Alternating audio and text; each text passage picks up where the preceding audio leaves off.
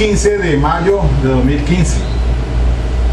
Bien, lo bueno, si breve, 2 veces bueno, y aún lo malo, si poco, no tan malo, decía el escritor Baltasar Gracián, español.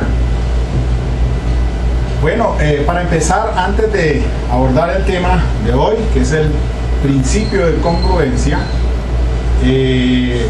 encuentro la noticia aquí triste de la muerte de la niña Valentina Moureira, de 14 años. Acuérdese en ella, es la niña que pidió la eutanasia a la presidenta Michelle Bachelet. Michelle Bachelet la visitó en el hospital donde se encontraba esta joven de 14 años, pero le contestó que allí no estaba regulada el asunto de la eutanasia. Pues fin, murió esta joven triste, había pedido la eutanasia y no pudo lograrla ante el padecimiento pues, de los dolores. Murió por una enfermedad que se conoce como fibrosis isquémica. Bueno, paz en su tumba por esta niña. Lo que quiero resaltar es que en buena hora Colombia, con la Corte Constitucional, con el ultimátum que le dio al Ministerio de Salud, se ha regulado el tema de la eutanasia, el derecho a morir dignamente. Siempre he defendido esa situación y la seguiré defendiendo debido a la situación que presentan estos pacientes. Bueno, el tema fundamentalmente va a ser el del principio de congruencia. Vamos a seguir con esta dinámica, con esta maratón académica, revisando la reforma al Código de Procedimiento Penal. Aquí en el tablero, para empezar, ustedes encuentran un referente jurisprudencial. Primero van a encontrar acá, lo he colocado ahí en el tablero, y hace relación a la propuesta que hizo la Fiscalía General de la Nación en un documento que aparece en internet, el cual hizo el estudio sobre el asunto del principio de congruencia. Hay una propuesta que hizo allí la Fiscalía General para reformar ese artículo 448, pero que finalmente como que no es lo que aparece ahora presentado por el Ministro de Justicia y el Fiscal General de la Nación en el proyecto que se ha presentado pues en el Congreso de la República el pasado 16 de abril. El 448, al final les voy a decir cómo viene. Consulten este asunto del proyecto del Ministerio de Justicia en la www.ambitojurídico.com.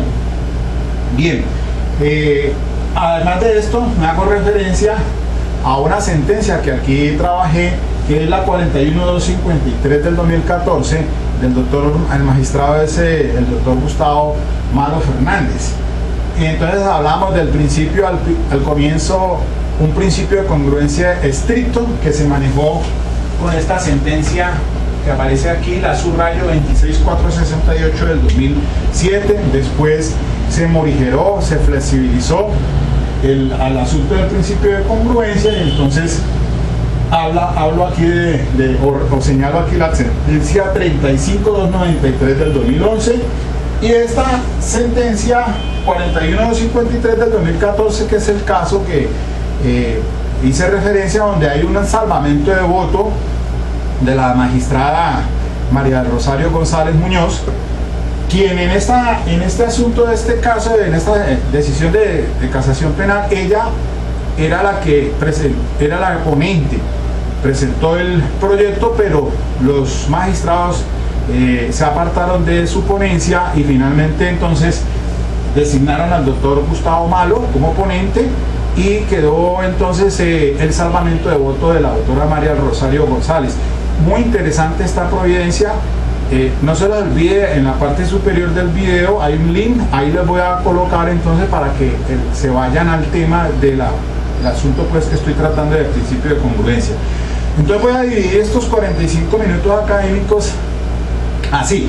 Primero vamos a revisar el proyecto, la propuesta, perdón, que hiciera la Fiscalía por allá en 2012-2013, de lo que se presentó tal vez en alguna ocasión al Congreso, pero que finalmente como que no tuvo eco. Y miramos el asunto, pues como viene ya en la reforma que ha presentado actualmente el ministro de Justicia y el fiscal general de la Nación, el doctor Eduardo Montaner Liné, y el ministro, el doctor Jerzy Reyes Alvarado. Comencemos pues entonces. Dice aquí, propuesta de reforma a la ley 906 de 2004, sistema penal acusatorio. Congruencia, artículo 448.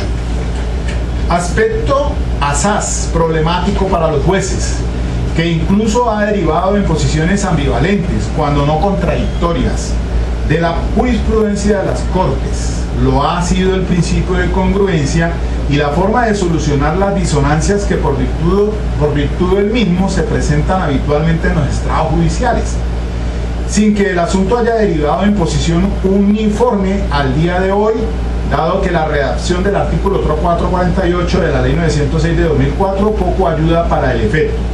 Apenas como criterio general, una definición ligera del principio de congruencia advierte que este representa una garantía judicial para imputado o acusado que faculta el derecho de defensa y posibilita la materialización del debido proceso en cuanto la solicitud o acusación se compadece con la decisión fallo. Pero en torno a este eje central son muchas las posiciones que se han adoptado, hallándose uniformidad únicamente en lo que compete el aspecto fáctico de la acusación, pues ya parece desde antaño existir coincidencia en que los hechos consignados en la acusación no pueden modificarse de ninguna forma en los fallos, saldándose también algunas discusiones ocurridas al inicio del sistema acusatorio que buscaban definir esa plena uniformidad también respecto de los cargos consignados en la audiencia de formulación de imputación. Ahora, el rastreo jurisprudencial realizado a lo consignado sobre el tema por las Cortes Constitucional y Corte Suprema de Justicia permite verificar en la primera una postura, si se quiere, bastante laxa sobre el particular, al punto de asumir que la denominación jurídica puede ser variada sin limitaciones por los falladores de primera y segunda instancia.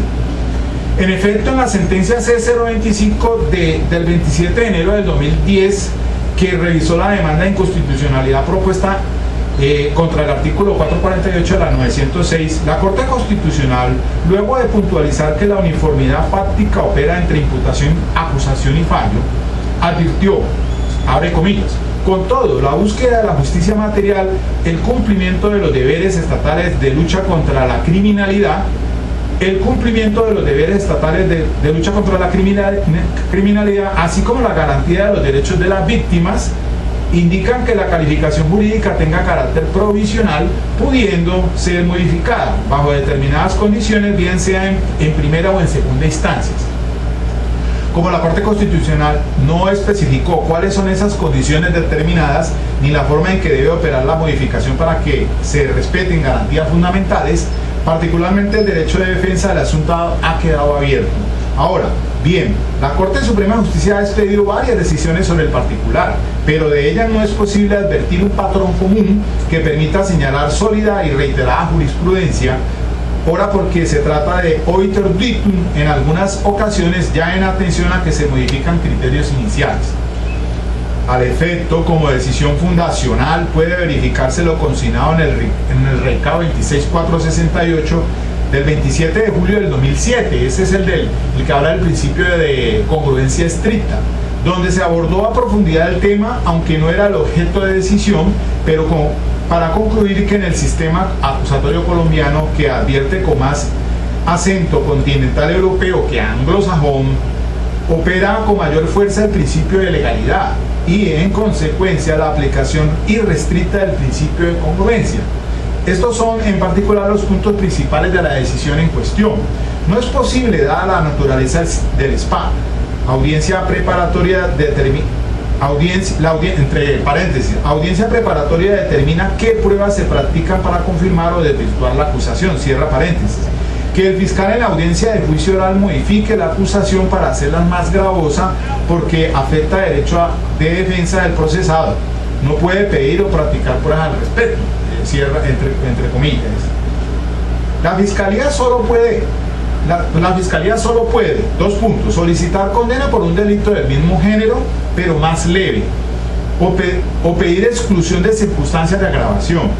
En estos casos, la nueva conducta debe guardar identidad, abre comillas, con el núcleo básico de la imputación, cierra comillas, y no puede implicar, abre comillas, desmedro para los derechos de todos los sujetos intervinientes, cierra comillas. Juez puede, respetando, abre comillas, la intangibilidad límite de la acusación, atemperar la forma de responsabilidad o el grado del delito o introducir atemperantes genéricas o específicas, pero no puede hacer más gravosa la condición, suprimir atenuantes o agregar agravantes. En seguimiento de esta tesis, en el radicado 33-102 del 9 de diciembre del 2010 fue absuelto el procesado, dado que se acusó por un delito diferente al que finalmente se demostró ejecutado. Empero, esa decisión aparece insular, pues no se ha reiterado y mejor se han definido otras soluciones para los casos de incongruencia. Entre paréntesis, en el radicado 32-860 del 14 de diciembre del 2010, expresamente se anotó que la solución en estos casos no es la absolución ni la nulidad, cierra paréntesis. En varias oportunidades la Corte fijó el criterio de cuándo puede el fiscal modificar lo consignado en la acusación. Desde luego, en el tópico de la denominación jurídica exclusivamente, del siguiente tenor. Entonces se cita el radicado 32-192 del 28 de octubre del 2009. Dice, se puede condenar por delito distinto cuando, primero, el fiscal expresamente lo solicita hasta el alegato de cierre en el juicio oral. Segundo, nuevo delito debe ser del mismo género del contenido en la acusación, doloso o condenar por culposo.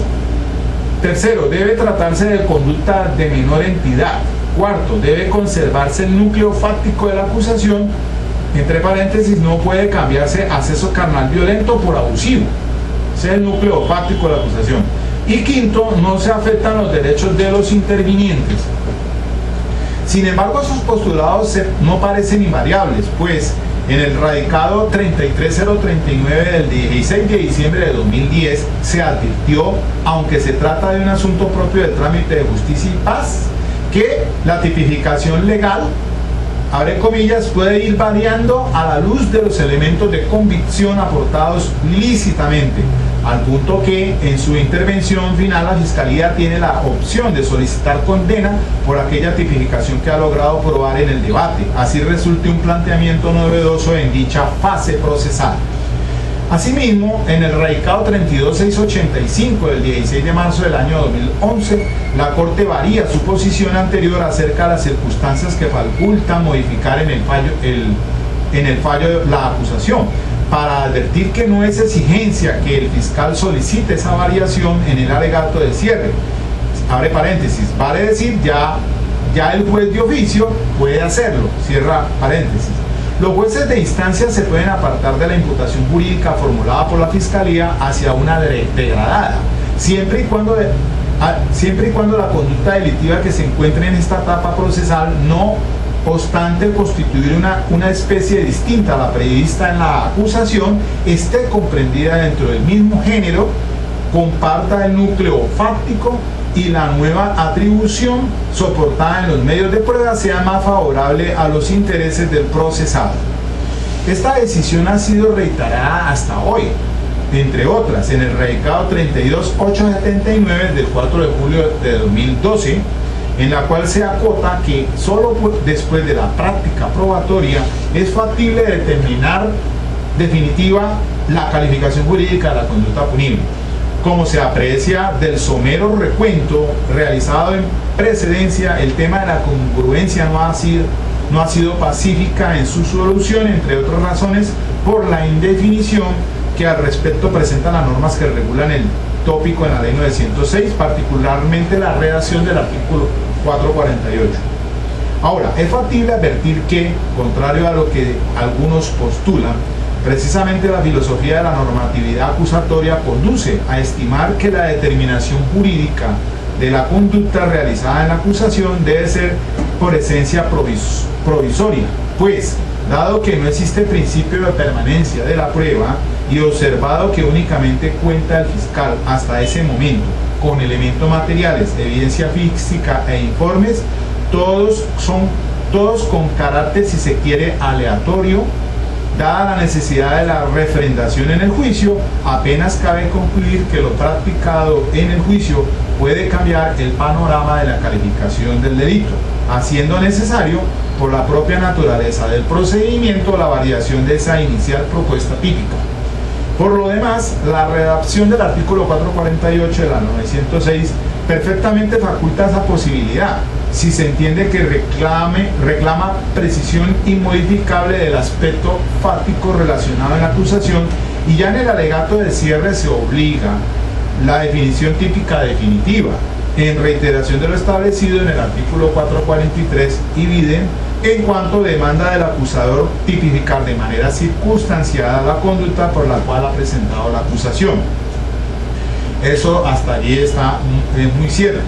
Ahora, lo que emerge discutible es la manera como esa posibilidad debe materializarse para que cumpla con mínimos estándares nacionales e internacionales de respeto al debido proceso y al derecho a la defensa. Entonces se habla de los estándares internacionales. Aquí se cita el artículo 8 de la Convención Americana de los Derechos Humanos, numeral segundo, literal B. Esa es la ley 16 del 74, o el Pacto de San José de Costa Rica, en que dice, entre comillas, comunicación previa y detallada al inculpado de la acusación formulada. Ese es el artículo 8 pues, de la ley 16 del 74. Sí, allí dice expresamente entonces que en el numeral tercero,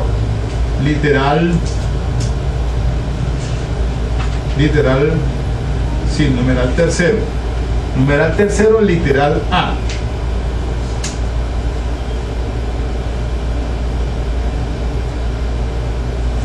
Bueno, sí, es ciertamente entonces, bueno, queda así la comunicación previa y detallada al inculpado de la acusación formulada. No es el numeral tercero, sino el numeral segundo, artículo 8, numeral segundo, literal B, comunicación previa y detallada al inculpado de la acusación formulada. Acá en el documento no está, citaron mal el numeral. Viene el otro, el Pacto Internacional, artículo 14 del Pacto Internacional de Derechos Civiles y Políticos, numeral tercero, literal A. La persona tiene derecho. El Pacto Internacional es la ley 74 del 68. Entonces miremos el numeral tercero, dice el artículo 14. Efectivamente tengo aquí la norma, el artículo 14 en su numeral tercero, literal A. A ser informada sin demora en un idioma que comprende en forma detallada de la naturaleza y causas de la acusación formulada contra ella. Ahora, la jurisprudencia de la Corte Interamericana de Derechos Humanos, caso Fermín Ramírez contra Guatemala, sentencia del 20 de junio del 2005, la garantía se respeta si se describen de manera clara y detallada y precisa los hechos. La calificación jurídica de estos puede ser modificada durante el proceso por el órgano acusador o por el juzgador sin que ello atente contra el derecho a la defensa. Jurisprudencia Tribunal Europeo de Derechos Humanos, caso Pellissier y Sassi contra Francia. Se viola el derecho si no se da oportunidad al procesado y su representante, a comillas, para preparar su defensa respecto de la nueva calificación. Ojo con esto, mire. A este punto para preparar su defensa respecto de la nueva calificación, allí hay un asunto que está regulado en la ley 600 del 2000, que es el artículo 404. El estatuto procesal anterior, procesal penal, pues al variar la calificación jurídica, debe permitirse entonces que la defensa presente pruebas en relación con ese punto. Así está por lo menos en el 404 de la ley 600. Pero en el nuestro, al procesal ley 906, no está regulado de esa manera. Bien, sigamos entonces aquí la jurisprudencia del Tribunal Europeo. De los referentes anteriores, entonces se concluye la existencia de dos exigencias básicas. Los hechos deben referirse clara y detalladamente en la acusación sin que puedan ser objeto de variación posterior.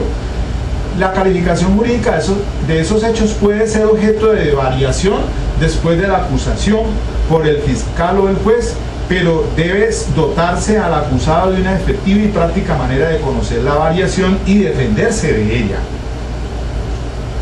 Estatuto de Roma, Corte Penal Internacional, artículo 61, dice: diligencia de confirmación de cargos. 3. Dentro de un plazo razonable antes de la audiencia, a. se proporcionará al imputado un ejemplar del documento en que se formulen los cargos por los cuales el fiscal se proponga enjuiciarlo. Antes de la audiencia, el fiscal podrá proseguir la investigación y modificar o reiterar los cargos. Se dará al imputado aviso con antelación razonable a la audiencia de cualquier modificación de los cargos o de su retiro. En caso de retirarse cargos, el fiscal comunicará las razones a la sala de cuestiones preliminares. Bien, en la audiencia de confirmación de cargos, la sala de cuestiones preliminares puede, entre otras decisiones, 2. Modificar un cargo en razón de que las pruebas presentadas parecen indicar la comisión de un crimen distinto que sea de la competencia de la Corte. Una vez confirmados los cargos, se establece el numeral 9 del artículo en cita, comillas, y antes de comenzar el juicio, el fiscal, con autorización de la sala de cuestiones preliminares y previa notificación al acusado, podrá modificar los cargos. El fiscal, si se propusiera presentar nuevos cargos o sustituirlos por otros más graves, deberá pedir una audiencia de conformidad con el presente artículo para confirmarlos. Una vez comenzado el juicio, el fiscal, con autorización de la sala primera instancia, podrá retirar los cargos. Y por último, respecto al principio de congruencia del artículo 74, numeral segundo, estatuye. Estamos hablando del CPI. La sala de primera instancia fundamentará su fallo en su evaluación de las pruebas y de la totalidad del juicio. El fallo se referirá únicamente a los hechos y las circunstancias descritas en los cargos o las modificaciones a los cargos en su caso. Del examen de las normas se concluye que para la Corte Penal Internacional los cargos comportan tanto un aspecto fáctico como la denominación jurídica y que pueden ser modificados tanto por el fiscal como por la sala de cuestiones preliminares, aunque no por la de decisión, que está obligada a respetar los hechos y circunstancias de los cargos o sus modificaciones. Entonces sigue aquí, se observa del recuento internacional que claramente se protegen las garantías del procesado cuando, como sucede en la Ley 600 de 2000, se permite que una vez practicadas las pruebas del fiscal, si lo estima bien y antes de presentar sus alegaciones de cierre, modifique la denominación jurídica de los hechos, sin límites, sea respecto de una tipificación más gravosa o de una de menor entidad. Luego de lo cual ha de darse la palabra a la defensa para que solicite pruebas dirigidas exclusivamente a esa modificación, desde luego con definición de conducencia, pertinencia, licitud y utilidad, respecto de lo cual decidirá el juez, que fijará lo concerniente a su práctica. Ello implica dos consecuencias importantes. Primero, que el juez no puede realizar su propia modificación en el fallo. Segundo, que si existe error en la denominación jurídica del fiscal, la única solución posible es absolver al procesado.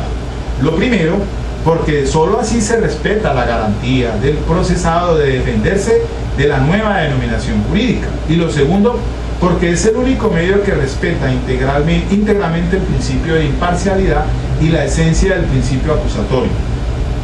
La modificación legislativa que se propone implica, en primer lugar, incluir otro artículo que podría ser el 442A para regular la posibilidad del fiscal de modificar la denominación jurídica de la conducta.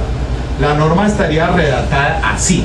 Entonces, esto es lo que proponen acá pues la Fiscalía General de la Nación en este documento que aparece rodando en internet. Se titula Propuesta de la Fiscalía de Reforma Ley 906 de 2004 en un PDF y dice así. Entonces el artículo 442 que estarían proponiendo en ese entonces dice 442A: variación de la calificación jurídica provisional de la conducta punible. Concluida la práctica de pruebas, el fiscal podrá variar la calificación jurídica que de la conducta o conductas punibles hizo en la acusación, relacionando detalladamente en la audiencia la nueva tipificación, que puede referirse a un elemento estructural de tipo, forma de participación o imputación objetiva, desconocimiento de una circunstancia atenuante o reconocimiento de un agravante que modifiquen los límites punitivos. Finalizada su intervención, se correrá traslado de ella a las partes, los cuales podrán solicitar la continuación de la diligencia o su suspensión para efectos de estudiar la nueva calificación. A su vez, la defensa podrá, excepcionalmente y exclusivamente respecto del cambio de denominación jurídica, solicitar práctica de pruebas necesarias. Si como consecuencia de la modificación de la adecuación típica de la conducta, el conocimiento del asunto corresponde a un juez de mayor o menor jerarquía, se considerará prorrogada la competencia para los funcionarios judiciales intervinientes, excepto cuando se trate de aforados penales. Se acota que la prórroga de competencia en estos casos asuma necesaria, pues, en atención a la singularidad del procedimiento acusatorio y en particular por aplicación estricta del principio de inmediación, el cambio de juez puede ocasionar un enorme daño al trámite al punto de obligar a repetir el juicio. De igual manera, ha de agregarse un inciso al artículo 448 de la ley 906, que entonces rezará así. El artículo 448 quedaría así según esta propuesta, que no es la que entró el 16 de abril de 2015, propuesta por el ministro de Justicia y el mismo fiscal general de la Nación. Congruencia: el acusado no podrá ser declarado culpable por hechos que no consten en la acusación, ni por delitos por los cuales no se ha solicitado condena. En los casos en los cuales el fiscal haya modificado la denominación jurídica en la audiencia de juicio oral, el juez puede condenar de conformidad con esta variación o con la contenida en la formulación de acusación. Esto para permitir mayor flexibilidad al juez, ya que motu proprio no podría variar la calificación, y entendido que en ambos casos la defensa y el procesado no solo han tenido oportunidad de conocer los cargos, sino de defenderse de ellos. Además, se consulta la línea jurisprudencial construida por la Corte Suprema de Justicia en sede de la Ley 600 de 2000, en cuanto se concluyó que el juez posee la facultad de condenar por una u otra denominaciones típicas. Por último, debe modificarse el artículo 374 de la Ley 906 de 2004 para acompasarlo a la nueva realidad de posibilitar la solicitud de pruebas por parte de la defensa respecto del cambio del nomen juris, o sea, la denominación del delito. La norma modificada rezaría: artículo 374. Oportunidad de pruebas: toda prueba deberá ser solicitada o presentada en la audiencia preparatoria, salvo lo dispuesto en el inciso final del artículo 357 y el inciso segundo del artículo 442 del A. 442A, que sea el propuesto, y se practicará en el momento correspondiente del juicio oral y público. Y hasta allí entonces está esa propuesta de la Fiscalía General de la Nación. Ahora sí, entonces vamos a decantar a ver qué es lo que pasa de este asunto. Esa propuesta que hizo allí la Fiscalía, que está en este documento, seguramente fue de un proyecto que se presentó por allá a finales del año 2014 en el Congreso, pero que fue frustrado, porque en el que ha presentado el ministro de Justicia y el fiscal actualmente, el pasado 16 de abril, quedaría el artículo 448 sin más ni más de la siguiente manera. Modifíquese entonces sobre la congruencia, así: el acusado no podrá ser declarado culpable por hechos que no afecten o modifiquen el núcleo básico o esencial de la imputación fáctica y que no consten en la acusación, ni por delitos por los cuales no se ha solicitado condena. Así quedan esos términos del artículo 448 según la reforma que ha presentado entonces actualmente al Congreso de la República el ministro de Justicia. Luego entonces quiere decir que realmente valioso el estudio en la propuesta que se hizo por parte de la Fiscalía General de la Nación, pero en realidad ninguno de estos análisis que se hicieron allí se sopesaron o se tuvieron en cuenta, o por lo menos no de la manera como propuso allí, de casi revivir otra vez el artículo 404 prácticamente de la Ley 600, que eso era lo que quería finalmente, como otra vez volverse a retomar asuntos ya de vigencia expirada, pues, porque la Ley 600 que se aún vigente en algunas partes en cuestión de descongestión judicial. Es un asunto pues completamente diferente al que ahora se está suscitando en este tema para la ley 906.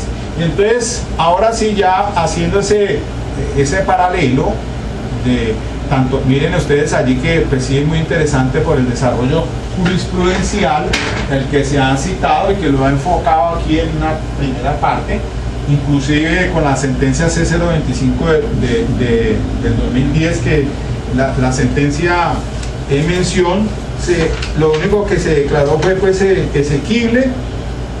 La expresión no consta en la acusación de allí del artículo 448, pero realmente pues no abordó el tema a fondo la Corte Constitucional. Lo que sí han hecho son todas estas jurisprudencias, incluso las que posteriormente, porque en esa propuesta que se hace, seguramente el estudio fue de 2000, ahí citan los 2012, ponga usted que se haya hecho sobre el 2013 ese análisis, pero recientemente están entonces estas sentencias sobre el principio flexible de que trata pues la Corte Suprema de Justicia. En esta sentencia que yo ya le hice un análisis en otra videoconferencia, que es pues la 41253 de 2014, con ponencia pues del doctor Gustavo Enrique Malo Fernández. Recordemos que esa sentencia supremamente importante, porque allí se juzgó a una señora residente en España, en la cual ella vendía revistas y como que le conseguía pues dinero en actividades pues a la FARC, vendiendo esa revista de izquierda, y entonces fue juzgada por financiación de terrorismo, concierto para delinquir y financiación del terrorismo, no por rebelión. Sin embargo, entonces, adelantado todo el proceso en contra de esta señora, ella fue finalmente condenada, pero por el delito de rebelión, no por el delito de financiación de terrorismo, como lo llevó el fiscal hasta el juicio oral, incluso, y finalmente en el alegato de cierre se sostuvo el fiscal en la calificación jurídica por delito pues, de financiación de terrorismo. Sin embargo, el Ministerio Público, si mal no recuerdo, fue el que pidió por rebelión, y en una decisión sorpresiva, pues el Tribunal Superior de Bogotá condena por un delito de rebelión, lo cual pues está no en el título, un título completamente diferente, porque la rebelión pues sí, el tipo penal tiene una estructura completamente diferente, porque después es un delito que atenta contra el Estado. Luego entonces allí la doctora María del Rosario González Muñoz, quien iba siendo la ponente, pero que terminó siendo salvamento de voto toda vez pues que los otros magistrados en pleno pues se apartaron de esa ponencia de ella, y quedó finalmente salvando el voto. Y entonces sostuvo las razones que consideró la magistrada, así para de una manera más concreta. Ella hizo un estudio en relación con la figura regulada en el decreto 2700 del año 91, que era el Código de Procedimiento Penal para ese entonces, y después la ley 600 del 2000 y la 906. Y entonces, cuando se habla de presentar el escrito de acusación, en la década del 90, ese Código de Procedimiento Penal decía pues que hechos jurídicamente relevantes, que el fiscal tenía que hacer la denominación, citar la denominación jurídica, pero a la vez también tenía que indicar el capítulo, ese delito, el capítulo donde se encontraba el capítulo y el título. Pero como la ley 600, el artículo que se hace referencia al escrito de acusación dice es hecho jurídicamente relevante, no dice nada de capítulo. La ley 906 tampoco, el artículo 336, si usted lo lee, o el 337 sobre cómo está redactada la acusación, entonces ella se hará una mención de los hechos jurídicamente relevantes. Es decir, la denominación jurídica es provisional en el escrito de acusación. Y finalmente, cuando ya después de que hay el debate probatorio, el fiscal entonces, de acuerdo con el 443, pues tendrá que decir de manera circunstanciada entonces cuál es el tipo penal. Puede ser que el fiscal se sostenga en ese delito, en el tipo que imputó, que acusó, y al cierre del debate pues también sostendrá que el delito es el mismo, a no ser que varíe la situación, pero para degradar la conducta punible o para quitarle algunas de las circunstancias punitivas, pero no para agravar. Ahí sí se sale de todo contexto, porque realmente entonces atenta y es violatorio. Y mire, los tratados internacionales, la Convención Americana, el Pacto Internacional, y en esencia pues el que se cita allí de la Corte Penal Internacional, porque si se le va a condenar, va al fiscal a pedir una condena por un delito diferente, pues entonces ya la cosa es, ¿de qué me estoy defendiendo yo? ¿De qué fue lo que me defendí? Yo me preparé, y más en este sistema de tendencia adversarial de igualdad de armas, pues yo me defiendo de lo que el fiscal me descubra. Y cuando yo presento en la preparatoria todos mis elementos de prueba de evidencia física, pues va ese direccionado a atacar o a presentar prueba de descargo en relación con esos hechos fácticos y su denominación jurídica, pero más que todo es de los hechos fáticos, el núcleo esencial. Yo, en este punto, entonces, recordemos esta sentencia tan importante de la Corte Suprema de Justicia, que en ella misma empezó a decir así, por ejemplo, que el juez sí podría cambiarla, es decir, condenar, pero teniendo en cuenta unos patrones, siempre y cuando, primero que todo, decía, bueno, vamos a ver aquí, dice: la Corte ha admitido la posibilidad de que el juez profiera sentencia por conductas diversas a las contenidas en la acusación, siempre y cuando, primero, el ente acusador así lo solicite de manera expresa. Segundo, la nueva imputación versa sobre conducta punible del mismo género. Tercero, la modificación se oriente hacia una de menor entidad, o sea, degradada. Cuarto, la tipicidad novedosa respete el núcleo fáctico de la acusación. Y quinto, no se afecten los derechos de los sujetos intervinientes. Entonces, se reitera entonces que la jurisprudencia ha sostenido entonces que cuando se trata de variar la calificación por otro delito del mismo género y de menor entidad, ya ahora ha dicho que no es necesario que la Fiscalía solicite expresamente la condena por un delito distinto. Por eso entonces se ha flexibilizado. Al principio era un principio de congruencia estricta, pero ya después se morigeró o se flexibilizó en el entendido de que no es necesario que el fiscal lo solicite. El juez puede variarla siempre y cuando entonces esté dentro de ese mismo núcleo fáctico de la acusación, sea degradada o de menor entidad, y esté dentro del mismo género. Pero resulta de que aquí la doctora María Rosario González dice, bueno, sí, dio un salto de garrocha, porque realmente pues pasarse de financiación del terrorismo a irse a un delito de rebelión, pues eso es se saltó un salto sin límite, pues, porque no está, debe ser dentro del mismo género, es decir, estar dentro del cuando se habla del delito, pues incluso mira ahí que hacen la observación de si son hechos fácticos, se hablan de acceso carnal violento, por ejemplo, no podría ser condenado por un abuso o por actos sexuales abusivos, pues eso, a pesar de que está dentro del mismo, en su núcleo fáctico se altera, puede hacer que esté dentro del mismo género.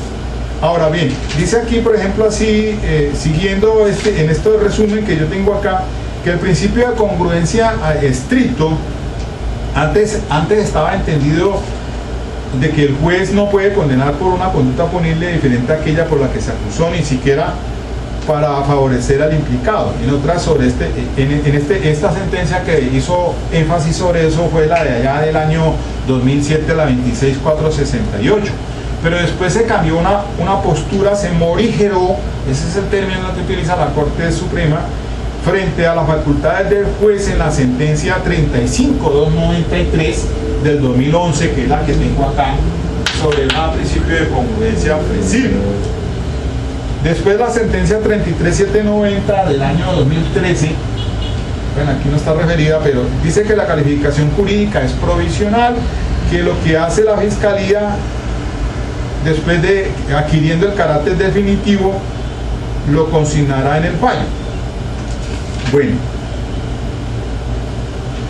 después de la sentencia, después de esta sentencia 26468 del 2007, se vino admitiendo la posibilidad de variar en el fallo la calificación jurídica, es decir, de condenar por un delito diferente al contemplado en esta. Y entonces vuelvo e insisto, acá se decía el fiscal debe, era un imperativo, solicitar por delito diferente, por un delito de igual género, pero diverso de la acusación, o pedir se excluyan circunstancias de agravación, o que la nueva guarde identidad con el núcleo fáctico básico de la imputación, sin desmedro para los sujetos intervinientes y que no sea más gravosa la situación para el acusado. Entonces, eso fue lo que en principio se estuvo diciendo, pero ya después, en una posterior decisión del doctor Fernando Alberto Castro Caballero, que es la radicación 32685 del 2011, ahí no está citada, los jueces pueden efectuar el cambio de la calificación jurídica sin ser necesario que medie la solicitud expresa del fiscal. Y esto está concordante con el radicado 35293 del 2011, que ese sí es el que se cita allí, porque son por la misma época la 32685 del 2011 y la 35293 del 2011, que morigeró las facultades del juez. Dice entre comillas, aquella primera exigencia merece ser modificada en el sentido de que los jueces de instancia se pueden apartar de la imputación jurídica formulada por la Fiscalía hacia una degradada, cierre comillas, siempre y cuando esté comprendida dentro del mismo género, comparte el núcleo fáctico y la nueva atribución soportada en los medios de prueba sean más favorables a los intereses del procesado. Esta es la postura que prevalece actualmente. Sin embargo, pues entonces la doctora María Rosario González se aparta de esos criterios como bien lo revisé en ese salvamento de voto de ella, y por eso les pido favor que le voy a colocar en el video el link para que se vayan a esta sentencia 41253 del 14, primero la posición de la sala en conjunto, y en otro audio aparte analicé lo que dijo el salvamento de voto de la doctora María del Rosario González Muñoz. Ahora, aquí también es necesario revisarse, por ejemplo, una sentencia C616 del año 2014. Bueno, no, perdón, ese es otro tema diferente allí. Entonces, mire, pues, para ser más enfático de que en ese cronograma que tengo yo, la tesis estricta del principio de congruencia, la 26468 del 2007, una posición flexible o una tesis flexible del principio de congruencia, pero fueron entonces los fallos ya citados, el 32685, que no está allí, del 2011, el 35293 del 2011, que sí es, y hay otro, el 36621 del 2012. También hay otro fallo del doctor José Luis Bustos, que es el 33790, más reciente, del 2013, otro 44458 del año pasado, del 2014, y el 36108 del 2014. Y finalmente, pues este 41253 del 2014, con el salvamento ya de voto de la magistrada. Entonces, los requisitos para variar: primero, que el ente acusador lo solicite. Bueno, eso se viene reiterando en eso, aunque no es necesario. Segundo, la nueva acusación verse sobre una conducta punible del mismo género. Tercero, la cuestión de que solicite, pues porque el fiscal, pues obviamente tendrá que al cierre, de acuerdo con esa decir, pues, o solicitar, pues, la condena, porque el 448 pues dice que no no se podrá condenar, no se puede condenar si no se ha solicitado pues en esos términos. A eso es que me refiero yo, porque una cosa es diferente de que de pronto pues que el fiscal se siga sosteniendo en la calificación jurídica, la denominación jurídica, a pesar de que le pide eso al juez, pero el juez también puede condenar, pero degradando por otro tipo penal. Ahora, entonces, los requisitos para variar: primero, que el ente acusador lo solicite; segundo, la nueva acusación verse sobre una conducta punible del mismo género; tercero, la modificación se oriente a un delito de menor entidad; cuarto, la tipicidad novedosa respete el núcleo fáctico de la acusación; quinto, que no se afecten los derechos de los sujetos intervinientes. Excúsenme, por favor, me he olvidado de... Bien, entonces debe conservarse en esencia entonces el núcleo fáctico de la acusación. Por eso es que entonces yo al leer el texto nuevo del proyecto que fue presentado el 16 de abril, artículo 448, el acusado no podrá ser declarado culpable por hechos que afecten o modifiquen el núcleo básico o esencial de la imputación fáctica y que no consten en la acusación. Entonces, hasta allí, muy claro. Viene una coma: ni por delitos por los cuales no se ha solicitado condena.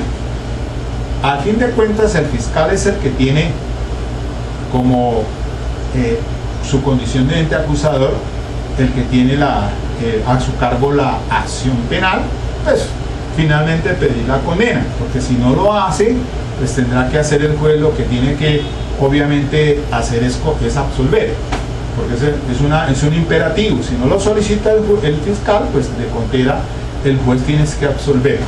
Pero acá entonces, ubicándonos a este análisis de la jurisprudencia de la Corte Suprema de Justicia, yo pienso que hizo bien al presentarse en estos términos el proyecto, finalmente, como si se aprueba ahora por el Congreso de la República, pues tendremos un texto que se acomoda a esas necesidades que ha venido citando bajo el principio de flexibilización pues de congruencia, porque entonces dice acá que no puede ser declarado culpable por hechos que afecten o modifiquen el núcleo básico o esencial de la imputación fáctica. No puede suceder y que no consten en la acusación, ¿no? La acusación, el escrito de la acusación, como he dicho muchas veces coloquialmente, es la carta de navegación que tiene el fiscal para entrar al juicio oral, al debate probatorio y presentar todas las aristas en ese debate probatorio, para que finalmente entonces, desvirtuando la presunción de inocencia, pida la condena de esa persona por de esos hechos fácticos, ese núcleo esencial, sin que se salga de esto, y por el delito que está allí calificando jurídicamente de manera provisional el fiscal. Porque puede hacer que en ese debate probatorio pues cambien las cosas y la conducta punible se pueda degradar. Es posible una situación de esas. Sin embargo, hay importantes objeciones a este tópico, de que en un evento de esos, ni siquiera en las circunstancias, el juez podría condenar. Tendría que absolver, porque si a usted lo llaman por un delito y entonces el material probatorio del que se defendió, usted como defensor propuso entonces un debate probatorio también bajo ese principio de igualdad de armas, es por ese delito que le está signando en el escrito de acusación. Así entiéndase que sea de carácter provisional, pero pues por favor, pues hay que entender muy bien que ya uno, por lo menos el fiscal, debe tenerla muy clara cuál es el delito que de esos elementos de prueba y esa evidencia física tiene, para llegar finalmente a pedir la condena. Tendría que hacerlo por ese mismo delito, porque los hechos fácticos pues que tiene son muy claros y si tiene dudas es porque todavía como que la cosa no la tiene clara. Entonces, es decir, en ese punto hay discusiones en torno a que si el fiscal acusa esos hechos fácticos y le da una denominación jurídica, no podría entonces finalmente ni siquiera tratar de degradarla, como quien dice pues, bueno, como no lo pudimos condenar por esto, entonces condenémoslo por esto, así sea de menor entidad. Y hay muchos que seguramente le encuentran a esto sentido, porque, y yo pues particularmente estaría en esta posición también, de que si a mí el fiscal me presenta ese escrito de acusación con esos hechos fácticos y con, ya yo de entrada sé hace mucho rato que es un delito, que es un homicidio simple, el que mate a otro, eso es bajo esa tipicidad objetiva de que ahora viene a reformarse el artículo 79 de la ley procesal, teniendo en consideración pues esa sentencia de la Corte Constitucional, la C1154 del 2005, pues entonces si a la tipicidad objetiva, como lo hizo la Corte Constitucional allí, recuerden ustedes sobre un sujeto activo, unos hechos y una descripción típica, o un resultado, el resultado descrito típicamente, entonces ya de por sí ya tiene unos elementos básicos para hablar de una tipicidad objetiva, que ahora pues se reguló, y ya lo vimos ahora iniciando esta maratón de estudio del Código de Procedimiento. Pues ese fue el primer video que vimos, el de la reforma del artículo 79. Entonces, ya de entrada, el fiscal tiene que saber cuál es el delito que tiene allí presente. Y todos sabemos de qué es que nos vamos a ir a defender. Entonces, es claro que si el que mate a otro, porque los hechos fácticos están claros, pues ¿por qué entonces después van a... que supóngase usted entonces que me lleven por un hecho simple, pues jamás podrán condenarme, entonces meten un agravante, ¿no? Ahora, pues que lo vaya a degradar entonces el fiscal al cierre diciendo, no, pues entonces ya es, ¿qué tal por ejemplo decir, no, es un homicidio simple, sino digamos por ejemplo, lesiones personales? Jamás, porque pues ahí no está dentro del mismo género, cambia. El núcleo fáctico, pues una cosa son lesiones y otra cosa es pues tal vez tentativa de homicidio o el homicidio mismo. Entonces, lo que quiero significar es que el fiscal la debe tener muy clara hace rato cuando presentó el escrito de acusación para esa denominación jurídica. ¿Por qué darle cabida a que sea provisional? Pues la norma aquí no le está diciendo, al menos en esos términos, el 448. El que cita esto es en el escrito de acusación, el de la calificación jurídica. Dice aquí, una relación clara y sucinta de los hechos jurídicamente relevantes. De los hechos jurídicamente relevantes. Ese es el contenido que tiene pues en el artículo 337, que sigue igual. Una relación clara y sucinta de los hechos jurídicamente relevantes en un lenguaje comprensible. Ahí ya tienen que saber pues por qué delito es que está llamando el fiscal. Entonces no, a mí me parece que no es sano que aún para degradar se permita entonces al juez condenar en última instancia cuando nos hemos defendido de estos hechos fácticos y de este delito que nos ha llevado. No puede, es obviamente que si se le apunta todo este criterio jurisprudencial es a que jamás podrá agravarlo, pero ya ahí empiezan a morigerar, como dice la Corte, pero para degradar, dice que para degradar o para un delito de menor entidad. Yo pienso que ni siquiera por eso tampoco podría ser, porque entonces en suma lo que quiere decir, bueno, pues como no lo condenamos por esto, entonces metamos este otro. ¿Qué tal de acceso carnal entonces pasar a actos sexuales abusivos? No, pues ahí hay una cuestión en discusión que sería bueno seguirla debatiendo. Para mí todavía entonces faltaría pues más claridad incluso en ese punto, fundamentalmente.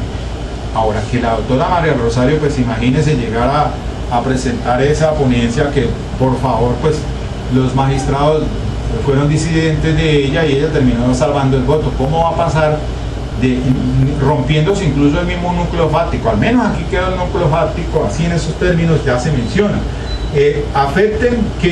Hechos que afecten o modifiquen, no puede ser declarado culpable por hechos que afecten o modifiquen el núcleo básico o esencial de la imputación fáctica y que no consten en la acusación. Bueno, ya eso es mucho que se ha adelantado en ese punto, pero fíjese que al parecer pues muchas son las discusiones que se dan y finalmente es poco lo que se queda. Entonces, de esta manera queda abierto el debate. Seguimos en esta maratón académica. Quería adentrarme en este tema porque pues ya lo he manejado con otras provincias y seguimos. Vamos a ver si me da tiempo para seguir ahora con otros temas de esta misma reforma. Les agradezco mucho. Dale clic si te gusta. No te olvides que esto es con fines académicos, hay que difundir el pensamiento. Abramos los debates, abramos el foro en cuanto espacio haya. Muchachos, ustedes allá que son los que deben ponerle interés a estos temas, suscríbete, te pido el favor, difunde el pensamiento entre sus compañeros. De algo les va a servir, créanme, les va a servir esto, y lo hago de una manera desinteresada, con mucho esfuerzo que me ha tocado, sí, porque a veces dejo de tener esparcimiento por tener, aunque es un hobby que me gusta y me encanta, para esto hay que dedicarle tiempo, de leer mucho, de horas de desvelo y ser muy organizado.